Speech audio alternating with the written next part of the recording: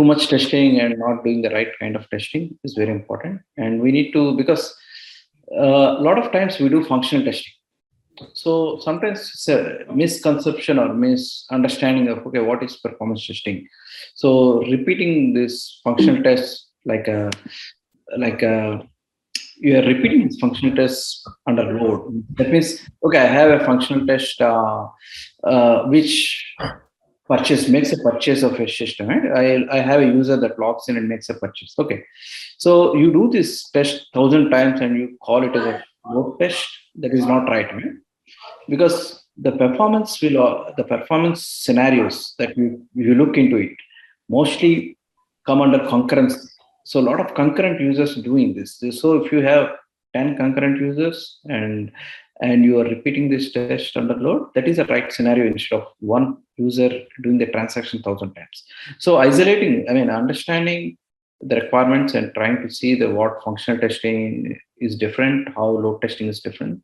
We need to get that kind of aspect here to be able to get in depth into see like how we can avoid this kind of functional testing. So does anybody know what is benchmarking? Go ahead. I mean, any specific high level, it's fine.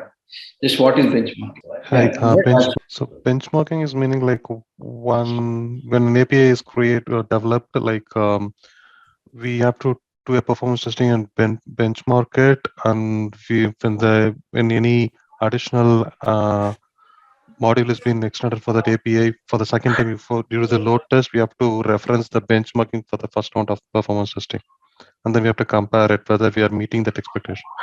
Yeah, that's right. Very much, Ashish. Yeah. Nandi, you want to add something? You also raise your hand. Fine, that's fine. Thank you. Okay. Yeah, that's right, Ashish. So I think, yeah, here we just need to think like, okay, what is benchmarking and what is baseline, right? So as I said, like, okay, there are, like, for example, if you think like, there is okay, anybody else? Okay, so there is a iterative product that you are testing. There is already there already a baseline. So you're comparing to the baseline and make sure you're able to at least meet the baseline or you are meeting the baseline. So that is called like thresholds, right? You already set up the thresholds and you have these performance thresholds and you're able to test with the baseline and trying to understand and see like if you can meet that thresholds. Some products are very new, right? You need to have like a benchmarks. That means industry standard benchmarks. Okay, you don't have this product you tested in your company, so you need to work with industry standard benchmarks and try to come up with some kind of benchmarking because you need to take into significant. Like for example, Samsung is coming for the first time on their phone, right? They need to set up a benchmark with Apple. Okay, I need to meet this much of battery time. Okay, 8 hours and meet that. So they're trying to set their internal baseline according to the industry standard benchmarks. So benchmarking or baselining, at least in our internal products, needs to come from the product managers. Needs to mention to us, okay, your product or your application can handle this much amount of traffic, or this service can host like up to 1 million of users. So if you know the capacity of your system or a server that you're going to test, you can define your thresholds.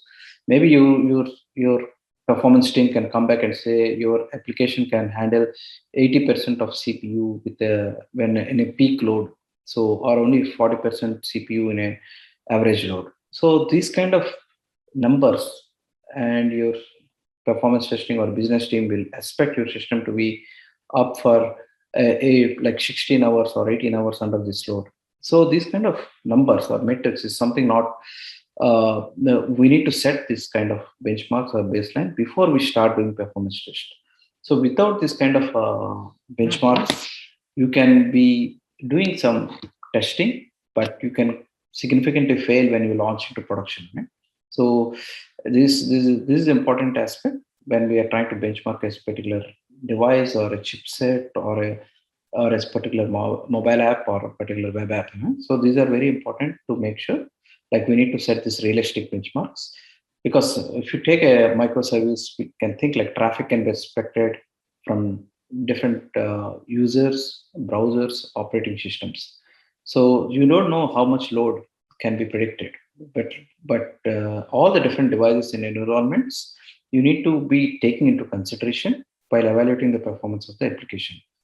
So test simulation cannot start from zero, right? You cannot start from zero. You need to have some kind of baseline already done before, so that you know this kind of load, and I mean, what kind of load you can start increasing the load until you meet the desired threshold. So because you need to compare at every load point and make sure your system is performing well before you reach to the desired threshold.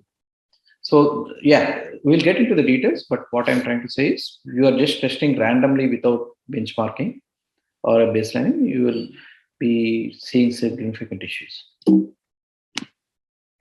So another thing is, I think everybody must have heard about the different test environments. Right? So you have a local environment like a dev environment, and you have QA environment, you have pre-prod environment, and you have production environment.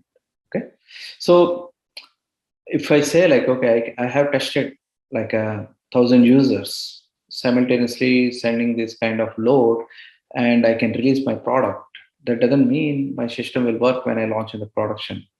Because you are testing in a local environment where the number of CPUs are different, number of load balancers are different, number of hosts are different.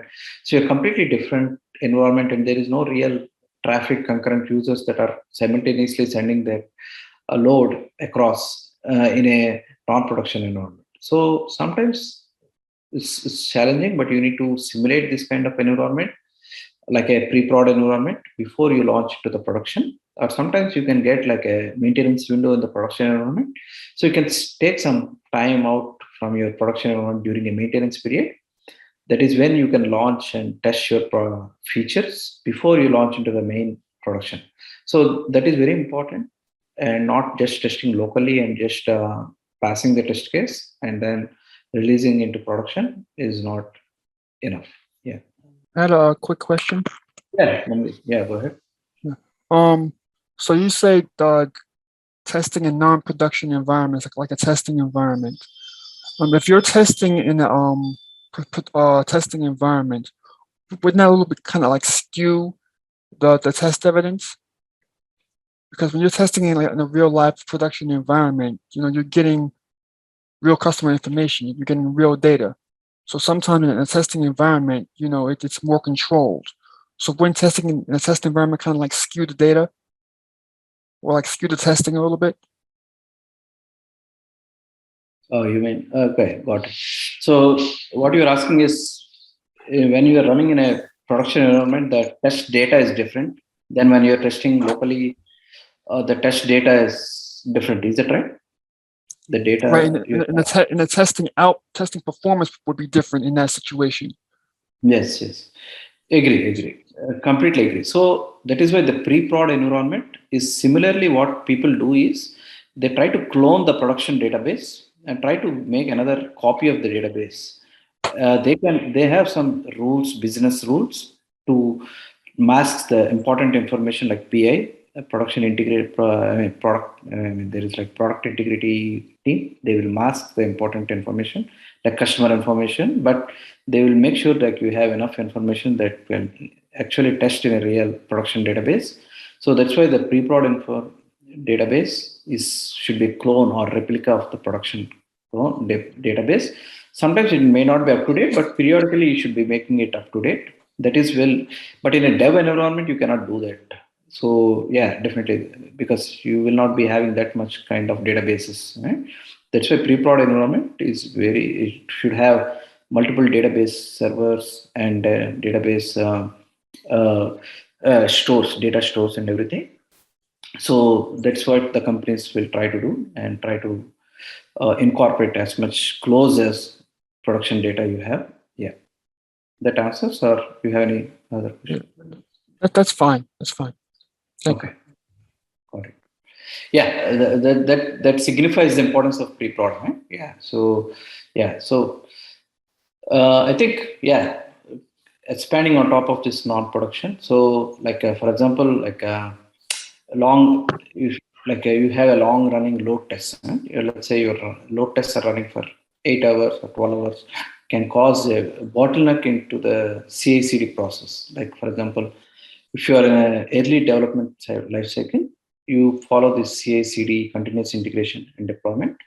So sometimes we think like, okay, testing too much too early and we slow the development process. That, like as you said initially, testing too much. Okay, testing too late, and we run the risk of paying this increased expense of fixing the code late in the development lifecycle. That is also very risky. Right? If we leave too much too late, especially the performance issues requires a lot of debugging, triage, and needs to be investigated a lot, and it will actually delay the production, right? Delay the launch of your product. So there is a balance in how much you can test and how much you cannot test.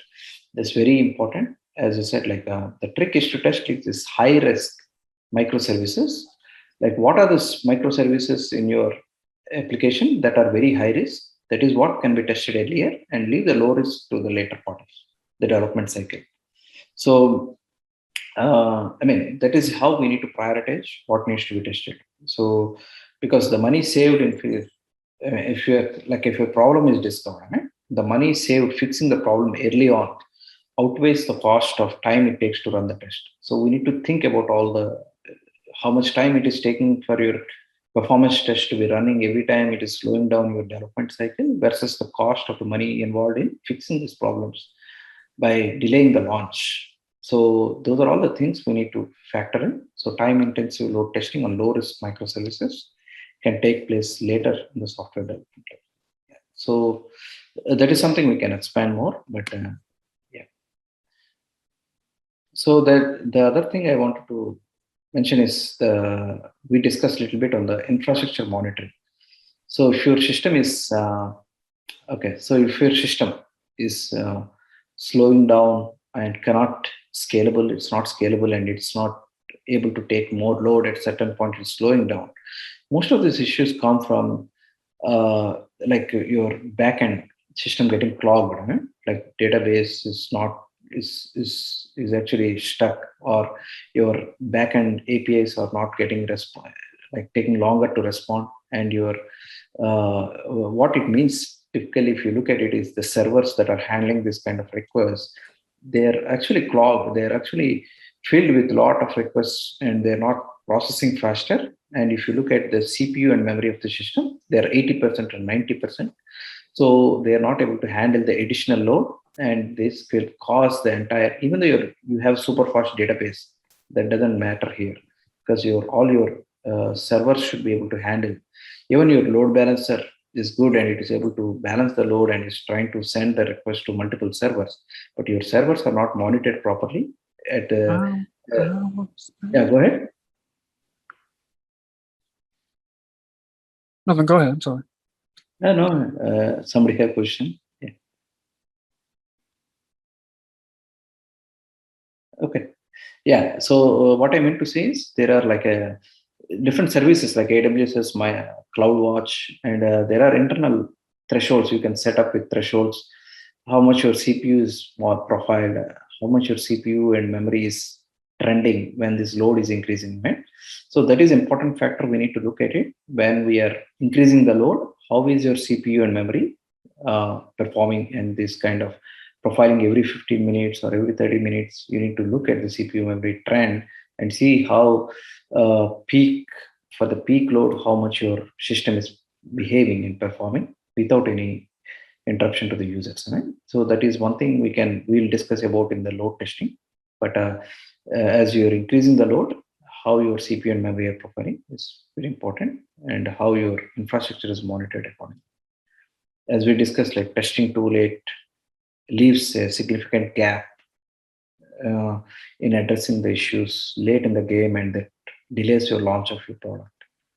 So endurance testing is something we'll discuss in the longevity or endurance testing is very important for companies, because if your application is able to handle 1 million users, But how long can it handle? Can it handle for 4 hours, 6 hours, or 8 hours? Even as we discussed previously, 2018 Amazon crashed after 8 hours. So, but actually Prime Day they wanted to keep it for 24 hours sometimes. So your goal is not met, even though you're able to handle this much of traffic for 8 hours, but you are not able to handle for 24 hours.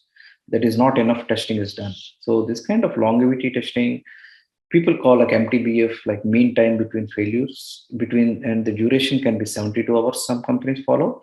If you're 72 hours, if your testing is running for 72 hours without any significant failures, and you're with a peak load or different kinds of monitoring activities, so you can mix this kind of load and try to run for 72 hours and make sure there are no crashes or significant memory leaks.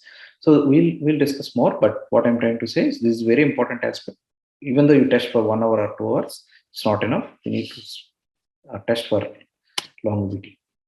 So all this means we have touched different aspects. Okay, we can test it, but what do we test it, and where do we test it, and how do we test it? All these factors needs to be planned properly in a test plan, and we'll go through the test plan, especially what it means for us. But yeah, these are all the things. If we can fix and come up with this better, best approach and best practices, and come up with a better plan, I think performance testing can be handled properly in the testing life cycle, and you should be able to release your product confidently to the customer, and you will be able to overcome all these performance issues that you might be able to encounter in the real production.